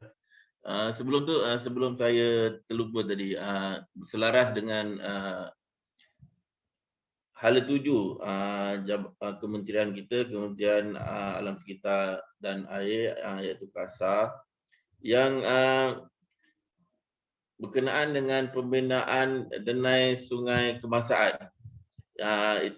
Tadi saya tak sentuh tadi, dalam kita punya strategi yang kita gariskan tadi dalam setiap plan RBM yang kita hasilkan, kita ada nyatakan juga kawasan-kawasan di mana kesesuaian untuk pembinaan denai-denai ni ada dalam kita punya inilah, dalam kita punya plan RBM kita. So maknanya kita selaras dengan hala 7 kementerian lah. Okey, untuk menjawab soalan Engineer Aisyah tadi, saya untuk makluman semua penyediaan plan RBM ni sebenarnya pihak JPS telah sejak daripada tahun 2003 lagi, selepas daripada selaras dengan keputusan Mesyuarat Majlis Air Negara pada yang kedua pada 29 Julai 2003, dan dalam mesyuarat tersebut telah bersetuju supaya kerjasama yang lebih erat yang diwujudkan di antara kerajaan persekutuan dan kerajaan negeri dengan serta pihak berkuasa tempatan untuk menguruskan lembangan sungai secara bersepadu. Okey, kalau kita lihat daripada peta ni, kita boleh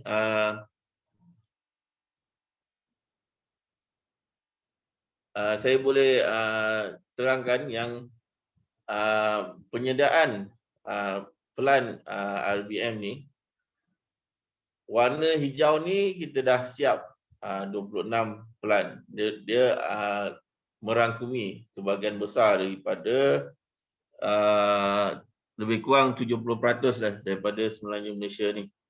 So maknanya kita dah meliputi kawasan di 70% daripada semenanjung Malaysia, dan daripada dua daripada yang berwarna biru cair ni dalam proses lantikan perunding, iaitu di Sungai Golok dan Sungai Bernam.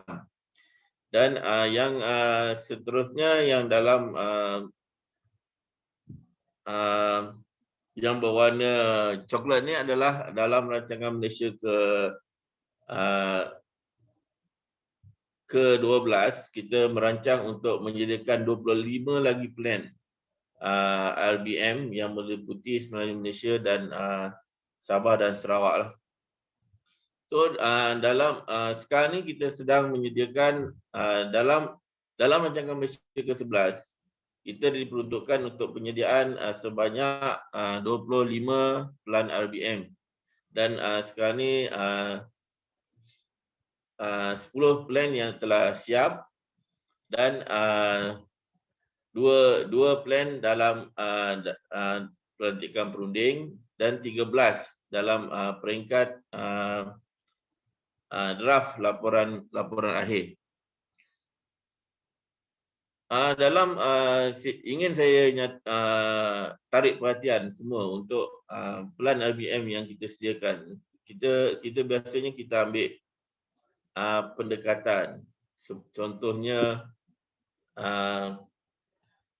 di dalam plan yang kita sediakan, kita biasanya akan mencapai sekurang-kurangnya dua objektif yang telah kita gariskan.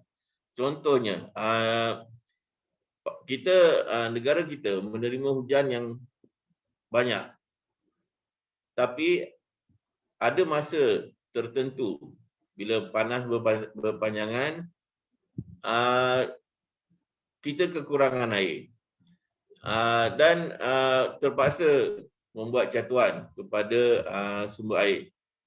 So dari segi kalau kita lihat, ini adalah perlu dari segi pengurusan sumber air lah.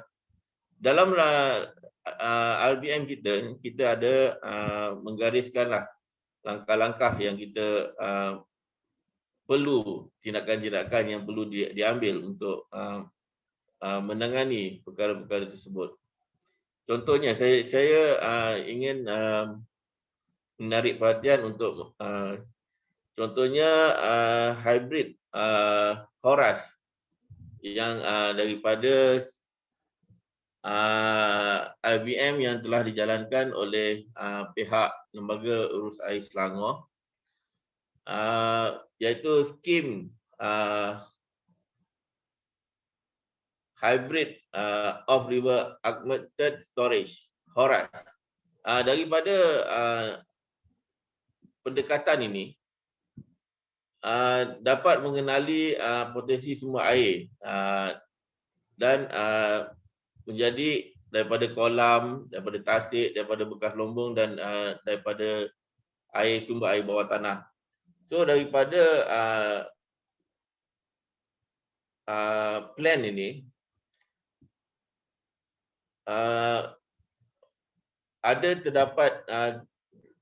boleh meningkatkan reserve air mentah sebanyak 3,600 mld daripada Horas ni lah. So daripada segi semasa, selain daripada membekalkan menjadi sumber air mentah, reserve sumber air mentah ni, dia boleh juga menjadi mengurangkan pencemaran kepada sumber air ke dalam sungai tersebut. So dia menjadi kolam untuk pendapatan kelodak. Maka air yang keluar daripada kawasan air daripada kolam ataupun bekas lombong ni adalah lebih jernih, lebih kualitinya lebih baik, dan memerlukan kurang daripada segi treatmentnya, daripada segi rawatannya untuk kegunaan domestik.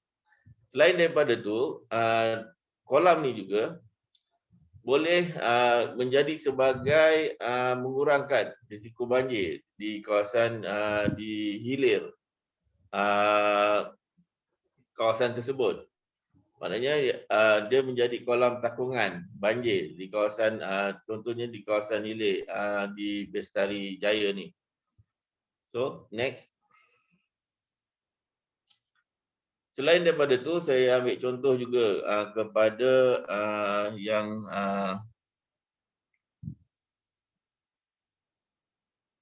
program River of Life yang di bawah Kementerian Wilayah Sukan Kuala Lumpur, dan projek ini telah jadikan sebagai tulis kepada sebagai elemen ekonomik sentrik, iaitu nilai meningkatkan nilai ekonomi kepada di sekitar kawasan lembangan Sungai Kelang.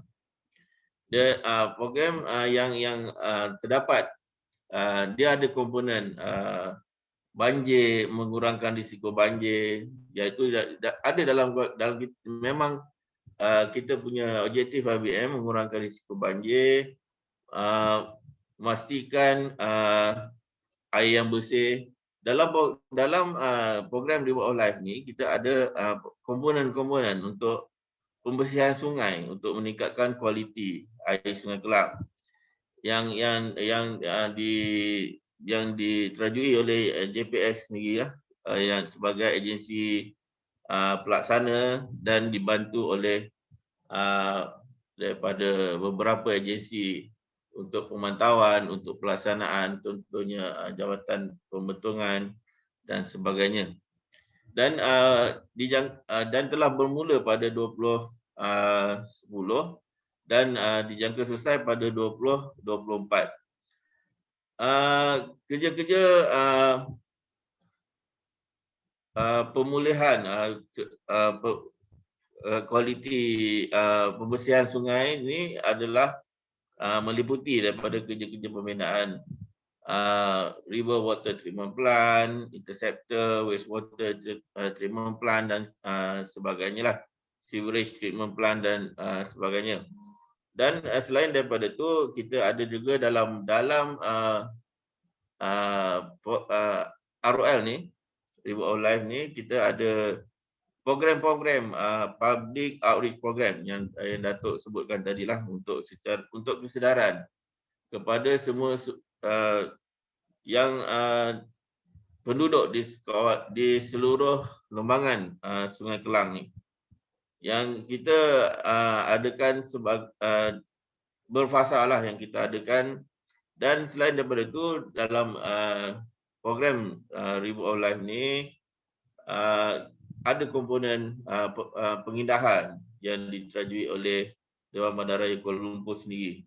Dan apabila kedua-duanya kita pengurusan kedua-dua pengindahan, pembersihan dan banjir ini dapat disatukan, dia akan meningkatkanlah ekonomi, nilai harta tanah yang di sepanjang si Sungai Kelang, yang kawasan yang terlibat, dan menjadi nilai tambah kepada ekonomi lah kepada masyarakat setempat. Ada banyak peluang-peluang ekonomi yang boleh daripada segi nilai tanah, daripada aktiviti pelancongan. Saya rasa yang itu dua contoh yang saya boleh bawakan untuk setakat ni, Engineer Aisyah. Okay, terima kasih Cik Razi. So kita basically telah sentuh mengenai pelbagai aspek berkaitan dengan penyediaan pelan pengurusan lembangan bersepadu ataupun kita panggil IRBM, dari prinsip sehinggalah kepada pelaksanaan IRBM itu sendiri. Kalau kita nak cerita lagi panjang memang tak cukup sehari sebab terlalu banyak yang perlu diulas dan dikupas. Speakers kita pada hari ini pun saya kira telah mengupas the main gist of IRBM yang perlu dikongsikan dengan semua penonton webinar. Sebelum kita beralih ke sesi Q&A, boleh saya minta Datuk simpulkan bual bicara kita pagi ini mengenai IRBM? Silakan Datuk. Okey, terima kasih Puan Aisyah. Sedikitlah sebagai kesimpulan. Yang pertama sekali, kita biasa dengar di mana bumi dipijak, di situ langit dijunjung. Tapi dalam konteks IRBM ni, di mana bumi dipijak, di situlah kita duduk dalam lembangan. Jadi apa pun yang kita buat, apa pun yang kita lakukan, dia ada side effect dia, sama ada baik atau tidak baik.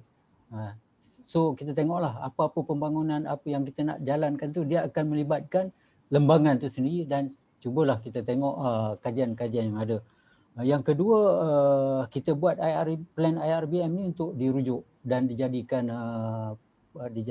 panduan lah dalam kita merancang pembangunan. Ini yang kalau pembangunan ni biasa melibatkan kerajaan negeri dan sebagainya, kita hasratkanlah agar yang ini dijadikan sebagai rujukan dalam melaksanakan program-program pembangunan. Macam saya sebut tadi, dia bukan untuk menghalang sebenarnya, untuk supaya kita dapat menyiapkan dia punya cadangan macam mana kita nak menyelesaikan sekira kita anticipate satu-satu akan berlaku, sekira kita bangunkan, kita dah ada plan perancangan kita untuk mengatasinya. Dan yang ketiga, harapan kita dengan adanya plan ini kita dapat mencapai kita punya sasaran SDG lah, SDG 6.0, iaitu untuk jaminan air bersih dan juga sanitasi. Dan kita menyediakan plan RIBM ni, kalau kita tengok cukup tinggi dia punya kos dia. Jadi rugilah bagi kita kalau kita tak gunakan sepenuhnya plan yang kita hasilkan ini. Saya kira itu daripada saya. Terima kasih. Okey, terima kasih Datuk. Okey Cik Razi, sebarang kesimpulan daripada Cik Razi pula. Silakan Cik Razi. Ya, macam yang Datuk cakap tadilah. Ya, kita plan RBM ni bukannya menghalang kepada pembangunan lah. Tapi kita perlu kawal apa yang pembangunan kita tu. Contohnya jika kita ada pembuat pembangunan, kita ada langkah-langkah untuk kita mitigasinya lah. So untuk mencapai 4 JTRBM yang saya telah gariskan tadi, iaitu memastikan air kita cukup sampai masa depan. Air yang bekalan air kita tu bersih. Kita ada air, bekalan air yang cukup, tapi tak bersih, tak guna juga. Dan dalam masa yang sama kita perlu menguruskan juga masalah banjir lah. Ini adalah salah satu daripada masalah daripada air ini jugalah. Dan seterusnya untuk kegunaan untuk flora fauna dan pemeliharaan alam sekitar. Kalau kita tak pelihara sekarang, mungkin kalau kita lihat sungai-sungai kita, mungkin sekarang ni kita lihat ada sumber air lagi. Tapi bila masa depan keperluan air itu lagi mendesak. So penduduk bertambah ramai, keperluan kepada industri, kepada pertanian, permintaan tu semakin bertambah dan kita perlu mencari sumber-sumber air yang baru. So kalau kita tak pelihara daripada sekarang, mungkin sumber air kita akan menjadi terhad dan untuk kehidupan generasi yang akan datang, mungkin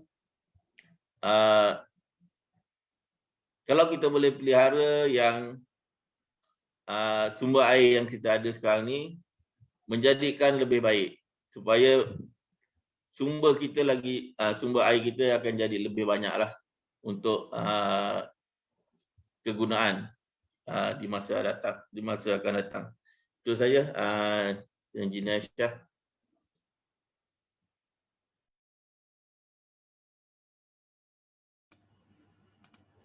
Okey, terima kasih kepada yang berbahagia Datuk dan juga Encik Razi. So kami dari GPS mengharapkan agar bual bicara kita pada pagi ini memberikan insight yang lebih baik mengenai IRBM kepada semua penonton webinar.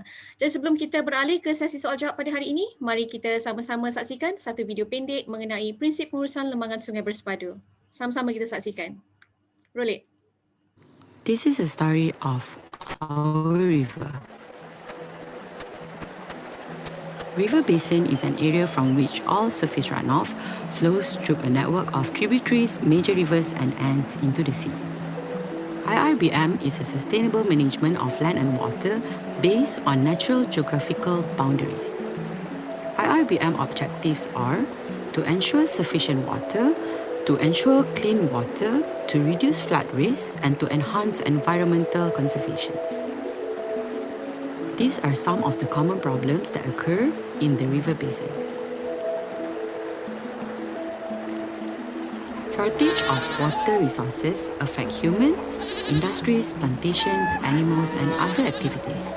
Water storage such as lakes and dams can give a solution to ensure sufficient water. Incidents like oil spill, toxic waste, and public littering due to irresponsible attitude. To overcome this problem, best management practice methods are necessary to control the quantity and quality of water at source. This is to ensure clean water. Naturally, heavy rain, river overflow, and blockage drainage will cause floods. Human activities will degrade the environment, such as land use changes, and rapid development can lead to erosion, sedimentation, and also flooding. The need for floodplains will provide more room for water to flow, and for water storage such as dams and lakes can give solutions to reduce flood risk. At the upstream area, human activities such as land use changes will degrade the environment. Most of the rivers are polluted due to unplanned development and dumping of garbage. It will destroy the ecosystems of flora and fauna and the extinction of wildlife. These scenarios can cause human and wildlife conflicts. Communication, education, and public awareness will educate the public about the importance of rivers. By constructing recreational facilities along the river, we'll attract more people in appreciating our rivers, which can also provide pollution preventive measures. In addition, enforcement of river encroachment is important to enhance environmental conservation. In the downstream area, sometimes human activities can cause mangrove destruction. This will lead to coastal erosion. To enhance environmental conservation, it is necessary to gazette river and forest reserve, beach nourishment, and replanting mangrove trees. Therefore, all four objectives in IRBM are related towards sustainable river basin planning, management, and development in terms of water quantity and quality. We need to work together to protect our river for a better future. Let's start with making sufficient room for water as water for all and river for life.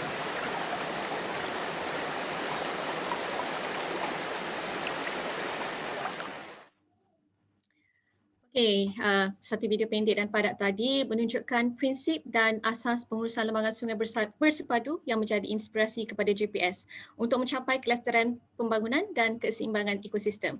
Okey, kita mulakan soalan kita yang pertama pada hari ini. Soalan yang pertama yang kami akan jawab adalah daripada Dr. Salma Zakaria yang bertanyakan, apakah peranan enactment berkaitan sumber air di negeri-negeri seperti luas laut, memandangkan land and water is a state matter di dalam perlembagaan persekutuan. Saya kira sesuai kalau Datuk jawab soalan ni. Silakan Datuk.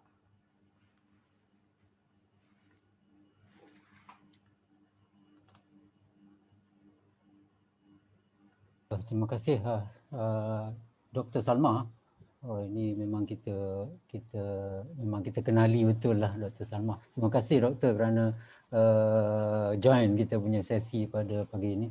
Ya, sebenarnya dari segi akta ni, sebenarnya dalam IRBM tu sendiri kita ada satu ruangan yang kita sediakan untuk analisa dari segi yang berkaitan dengan law and regulation yang ada dalam tu, yang melibatkan agensi-agensi. Maknanya dia bergantung pada negeri-negeri yang berkaitan lah. Mungkin di Selangor tu ada luas yang akan dilihat secara lebih mendalam lah apa dia punya kekurangan atau pokok tambah yang perlu kita adakan dalam law undang-undang tersebut. Begitu juga di negeri lain. Saya rasa benda ni dia melibatkan kerajaan negeri. Jadi apa yang kita hasilkan dalam plan IRBM ini adalah sebagai kita punya pandangan kita dalam setelah kita meneliti secara keseluruhan pembangunan dalam negeri tersebut. Dia bergantung kepada negeri lah sebenarnya. Itu yang boleh saya jawab setakat inilah. Mungkin kalau ada Cik Razi untuk tambah.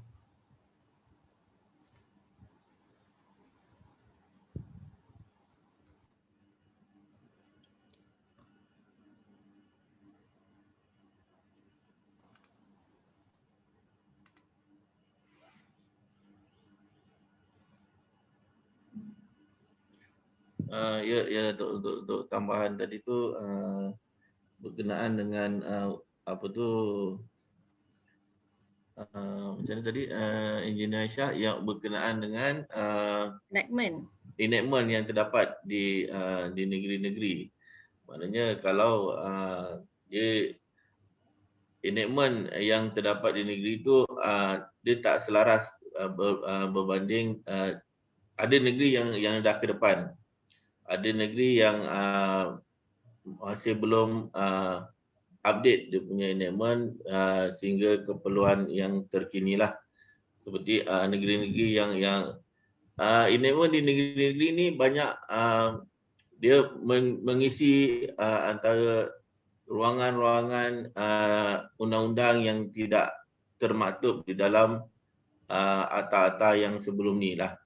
Maksudnya contohnya di negeri ada yang akta jalan, bangunan dan sebagainya, dan jawatan kualiti alam kita, dan dalam environment di negeri ni dari segi undang-undangnya ada yang negeri yang dah memang advance lah, memang ada sehingga terkini, tapi keperluan untuk penguatkuasaan itulah yang perlu dititik beratkan lah. Ada kita faham mungkin di negeri ada negeri yang dah lengkap, yang almost lengkap dia punya undang-undangnya, tapi kekangan daripada segi kekurangan sumber manusia, sumber-sumber lain lah untuk penguatkuasaan. Itulah Engineer Aisyah yang saya boleh tambah. Okey, kita ada satu soalan daripada Encik Benjumas mengenai pembangunan denai sungai kebangsaan yang Cik Razi terangkan sebentar tadi. So soalan dia ada banyak ni, ada 4, tapi saya rangkumkanlah ya. Basically Cik Benjumas ni nak tanya dalam aspek teknikal kejuruteraan dan kriteria alam sekitar yang perlu disentuh atau diambil kira bagi memastikan rancangan ini berjaya dilaksanakan. Contohnya, adakah kedalaman sungai atau gazet sungai perlu disemak semula bagi memastikan zon mampan dipelihara? Soalan yang kedua, bagaimana pula jika aset sungai tersebut berdekatan di belakang rumah? Yang ketiga, bagaimana strategi agensi berkaitan memastikan penyelenggaraan ini sempurna? Dan yang keempat, apakah strategi bersama dengan pihak awam dan kementerian atau agensi lain yang terlibat dalam rancangan ini seperti KPKT, KASA dan lain-lain? Saya rasa boleh satu jawapan untuk Cik Razi. Okay, terima kasih kepada yang bertanya soalan. Saya mungkin saya boleh rangkumkan jawapannya itu. Yang tujuan pendekatan untuk denai sungai kebangsaan ni yang telah dilancarkan, dia adalah untuk kita sama-sama dari segi sama-sama untuk menjaga sungai kita dari segi kebersihan, daripada segi pengindahannya, daripada segi water quality-nya. Ni ada tujuannya yang kita denai ni, kita dia boleh memberi impak lah kepada kawasan tersebut. Contohnya kalau pembinaan denai ni kita boleh menjadi kawasan rekreasi dan riadah lah. So daripada kita membawa orang ramai ni ke tempat yang tepi sungai. So secara tak langsung kita akan pemeliharaan tu akan berlaku, dan untuk pencemaran sungai tu kita sama-sama memantau lah. So orang yang beriadah tu boleh sama-sama memantau untuk melihat daripada segi dia akan menghasilkan perasaan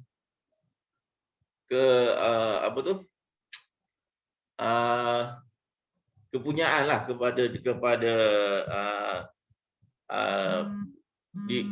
penduduk kawasan tersebut lah. Lagi selain daripada tu, dia akan menjaga dari segi dia akan membuat pembersihan, gotong royong dan sebagainya lah. Yang itu yang kita dapat kaitkan dengan pembinaan denai inilah. Selain daripada tu, bila sungai kita dah bersih, dah ada membuat gotong royong dan sebagainya, tiada halangan-halangan yang boleh menyebabkan sampah-sampah yang tidak dikutip dan sebagainya. So dia boleh mengelakkanlah, mengurangkanlah risiko banjir yang mungkin berlaku jika tidak diambil perhatian lah. Yang itulah yang dapat saya nyatakanlah secara umumnya. Terima kasih. Okey, mungkin Datuk kalau ada nak tambah. Datuk ada nak tambah? Ginilah, sebab denai ni satu program barulah. Sebenarnya kalau kita punya hasrat tu penglibatan masyarakat sebenarnya.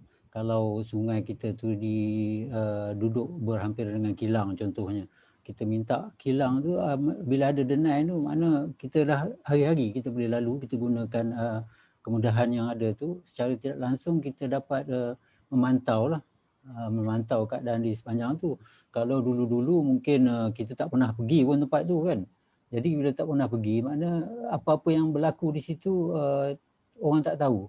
Bila dah jadi isu, baru kita dapat mengenal pasti, oh rupanya daripada kilang ini, ataupun orang buang sampah kat tepi sungai.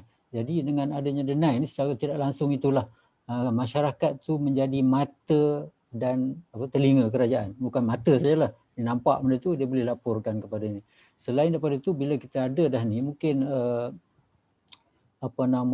dari segi aktiviti sampingan tu, menghidupkan suasana di sekitar sungai itu sendiri kan. Sebab ada program-program yang kita tengok bahawa denai sungai kebangsaan ni yang dia komuniti buat pengindahan sebenarnya. Sungai itu bila dah jadi tu kita nampak lebih cantik, lebih tenang kalau kita duduk di situ kan. Jadi inilah antara benda-benda yang kita hasratkan dengan pelaksanaan ini. Memanglah dari segi kita ada reserve dan sebagainya, tapi biasanya denai ini sebagai laluan saja. Kalau tenggelam pun tenggelam macam tu saja, tidak ada infra kekal yang dibina di situ kan. Tapi dia sebagai satu caralah, kaedah yang kita boleh gunakan untuk kita bukan kata mengatasi, mengurangkan berlakunya kejadian-kejadian pencemaran yang kita tak nampak selama ni. So mungkin itu sedikit daripada saya. Okey, kita ambil lagi 2 soalan ya Datuk, sebelum kita wrap up kita punya sesi webinar ni. Okey, satu soalan daripada Puan Fauzia di Zoom platform. So, assalam semua, kita mempunyai banyak agensi yang diamanahkan untuk mentadbir urus sumber air negara. Pada pendapat panelis, bagaimana untuk kita meletakkan skala kecekapan pengurusan agensi-agensi ini supaya check and balance berlaku? Boleh silakan Datuk. Ya, memang betul. Kita terdapat pelbagai agensi yang terlibat secara langsung. Kalau kita kaitkan dengan sungai ni memang adalah. Kalau kita tengok kualiti pada JAS, kalau dari segi sumber air dia di bawah JPS. Tetapi sebenarnya ini penyelarasan lah, yang perlu penyelarasan antara agensi. Dan saya sebut tadi dalam IRBM pun kita ambil kira semua agensi ni. Pandangan dia dan sebagainya, itu yang kita kata dalam kita menyediakan, memang kita ambil kira semualah. Semua agensi-agensi yang ada dalam terlibat dengan sungai itu, supaya kita dapat hasil yang kita keluarkan dapatan daripada kajian ni adalah dapatan bersama. Bukan ini JPS ni, tidak. Makna bersama, makna tiap-tiap agensi itu adalah dia punya peranan-peranan, dan seperti yang dijelaskan dalam ini juga, kita dalam dia punya hasil yang sekali kita isu, kita ada strategi dan plan tindakan, itu pun menyentuh semua sekali, menyentuh semua agensi, bukan kita sentuh dalam tu JPS saja. Semua agensi-agensi yang ada dalam penyediaan ini, makna kita akan sentuh. Maknalah adalah dia punya milestone dia, apa yang wajar dilaksanakan oleh jabatan dan agensi-agensi yang ada kena-mengena dengan itu. Dan ini dibincangkan dalam, saya kata, sesi-sesi perbincangan mesyuarat engagement tu, supaya benda ni sama-sama memahami dan sama-sama mengambil perhatian, sama-sama boleh menerima benda tu sebagai perkara-perkara yang perlu kita lakukan lah untuk mendapatkan satu sungai yang lestari lah. Okey, terima kasih Datuk. Satu jawapan yang padat saya kira. Okey, soalan terakhir ni saya bagi dekat Cik Razi lah.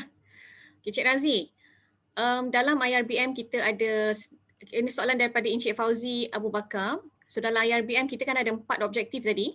So bagaimana JPS menetapkan prioriti untuk menentukan cadangan solution dalam mencapai 4 objektif IRBM tersebut? Silakan Cik Razi.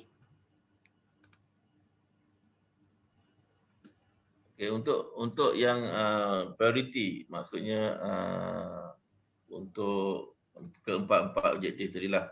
Sebenarnya masa kita pemilihan untuk kita adakan kajian untuk plan BM ni, kita kena tahu isu dia, isu lembangan sungai tersebutlah. Masalah yang ada kat situ, apa kekangan-kekangan yang kita kekangan yang kita hadapi di kawasan tersebut. Contohnya sering berlaku banjir. Tetapi macam yang saya sebutkan tadi, tetapi dalam tahun yang sama, bila hujan lama panas, so ada kekurangan bekalan air pula. So daripada segi itu kita perlu ada strategi untuk menyimpan air yang berlimpahan semasa musim hujan. So daripada segi itu kita perlu ada perancangan lah, dekat mana kita nak simpan, bila masa kita nak simpan, dan berapa kuantiti yang kita nak simpan. So kalau katakan dari segi kajian kita ni berdasarkan lembangan, dia akan berkait juga dengan lembangan-lembangan yang bersebelahan ataupun di lembangan lain lah. Katakan kita dapati dalam satu lembangan ini mempunyai lebihan air, sumber air yang banyak. Satu lagi lembangan mempunyai kepadatan penduduk yang tinggi, sumber air adalah mungkin kurang. Mungkin kita akan ada satu kaedah untuk transfer ke sana ataupun dan sebagainya lah. So itulah kaedah-kaedah yang biasa kita boleh fikirkan daripada segi perancangan yang kita buat ni lah. Ataupun dalam satu lembangan itu sendiri, ataupun dari segi perbezaan daripada masalah-masalah di dalam subbasin itu sendiri. Kita boleh merancang dan membuat tindakan yang kita dalam plan yang kita telah hasilkan. Okey, saya ingat itu boleh menjawab Engineer Aisyah. Okey, terima kasih Cik Razi, terima kasih Datuk. So tuan-tuan dan puan-puan sidang penonton yang dihormati sekalian, every single drop that goes in and out from the river matters. Kerana dari sungai, ia mengalir ke dalam cawan kita untuk kita nikmati. Setiap satu yang kita lakukan di dalam lembangan sungai sangat berkait. Baik dari satu bungkusan plastik yang dibuang ke satu tong tumpahan minyak. Dari buldozer yang menarah bukit ke baja yang ditabur untuk menyuburkan tanaman. Semuanya memberi impak dan kesan kepada kita yang hidup di dalam lembagan sungai. Jadilah kita manusia yang bertanggungjawab dan bijaksana kerana yang kita lakukan hari ini berpanjangan kesannya kepada alam sekitar yang akan diwariskan kepada anak cucu kita. Seakhiri webinar ini dengan satu petikan puisi karya yang berbahagia Datuk Seri Engineer Dr. Zaini Ujang, Ketua Setiausaha Kementerian Alam Sekitar dan Air. Bumi ini diciptakan Tuhan cukup segalanya untuk seluruh manusia, bersama hidup makmur dengan hidupan lain sepanjang zaman, jika dibangunkan dengan aman, mampan dan siuman. Bumi ini seperti manusia, jika tercalar atau parah terluka, tetapi selagi masih bernyawa, ia akan pulih dan berbakti semula walau berjeda masa. Tetapi parutnya tetap ada, bisanya mungkin masih terasa. Dengan ini kita akhiri webinar pada hari ini. Sekian, terima kasih. Jumpa lagi di lain masa insya-Allah. Assalamualaikum dan stay safe, patuhi SOP. Sekian.